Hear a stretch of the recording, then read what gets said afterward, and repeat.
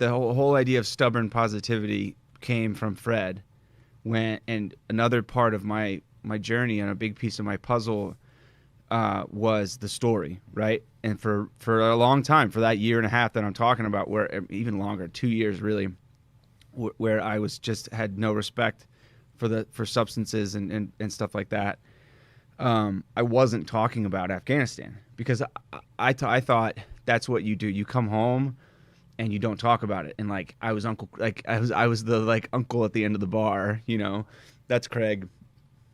He was in Afghanistan, you know, he saw some shit, you know, sorry. And once you do that, it opens it up for me. Yeah, okay, right. And like but he doesn't talk about it, you know. And like that was like the stereotypical kind of veteran that I thought I was supposed to be, because I had an uncle who was in World War II, the Battle of the Bulge, like unbelievable.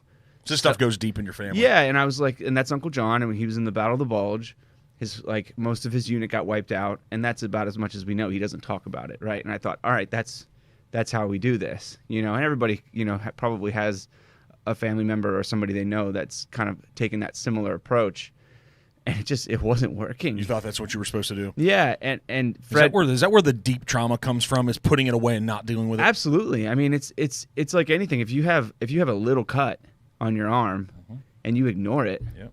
It'll turn into something worse. I mean, it's the examples of it are all around us. You know, like anything you ignore doesn't get better. Yeah. You know, and I think it's just what frustrates me, but also what I love to share with people about me during this time was how inconsistent it was with who I want to be and wanted to be, and who I was like striving to be.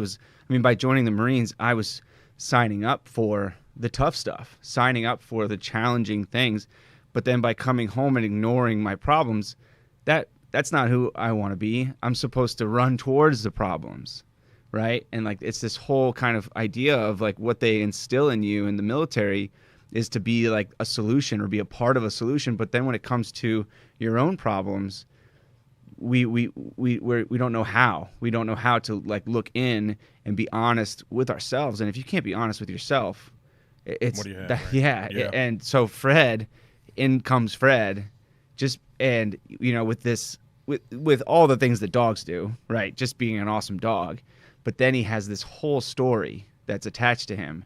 And I'm walking him around my neighborhood in DC, and like literally, like there's Frager's hardware store on Capitol Hill. Anybody that's ever lived there knows.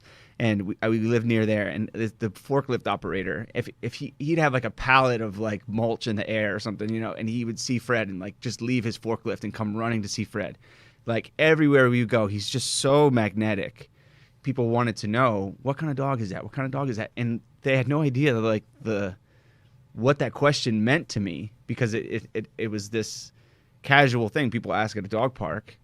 But to me, it was like it carried a lot, and I deflected it for a really long time, and I would just make up a breed. I'd say he's a pocket wolf or something like that. Why do you think you deflected it for so long? I didn't want to be vulnerable. I didn't want to.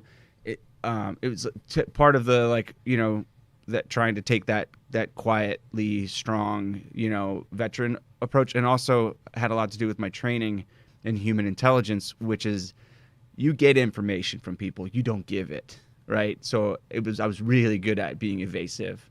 Is that where the recon stuff came in? Yeah, well, recon, I was attached to recon. Recon is, they're like our special force of the Marines. Yeah, they're our most elite guys, and just incredible. But if you get attached to them, you better bring something that they can't do themselves. And what I brought to them was just the ability to talk and connect with people. You know, gather information all the time. Yeah.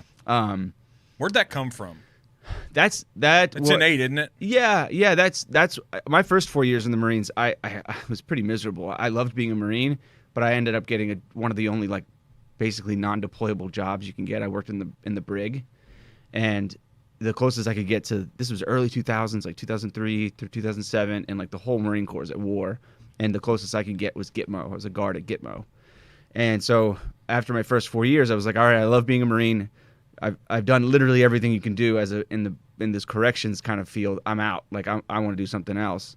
And I found the field of human intelligence and counterintelligence, and it connected the part of the being a Marine part with who I was as a person, you know, because I was a very bad student, but if there was a class in like making friends, that would have been my 1A, you know, like I was always connecting with people, curious about people. Could you articulate what that was? Did the Marines figure it out about you?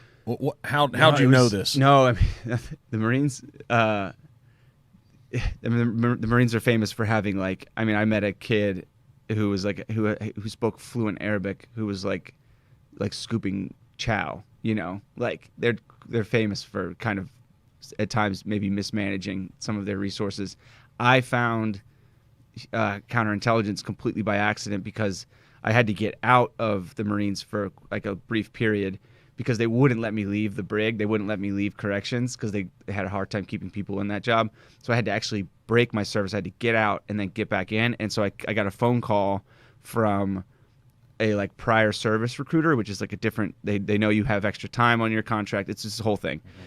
And he was trying to get me to go back into like a military police kind of role. And I was like, dude, I'm done with that. Like, what else you got? And he's like, well, there's these guys downstairs. There's only 2 of them, and they do all their own recruiting. But like, I saw them the other day, and they're dressed blues, and they have like a lot of ribbons and stuff. Like, you want to talk to them? I was like, yeah, let me talk to those guys. I had no idea, and he put me in touch with them, and they were down in Virginia Beach. And I drove down the next day for an interview, and it turned out to be this whole spooky field that there's, I mean, at the time, I think there was less than 300 people in the Marines that did this job. And just to get in, to be considered to go to school to do it was like a 6-month process. And then my class dropped 50% of the people that made it to the schoolhouse. Mm-hmm.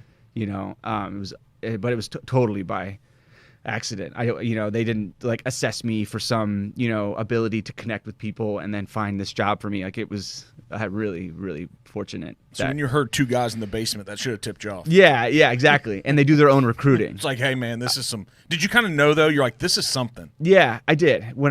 Especially when I went down for that interview, because it was the first time when I was talking. They were supposed to be, recruiting me. But it very quickly felt like an interview. Interrogation. Yeah. Oh my God. Yeah, dude. Right. Your entire life.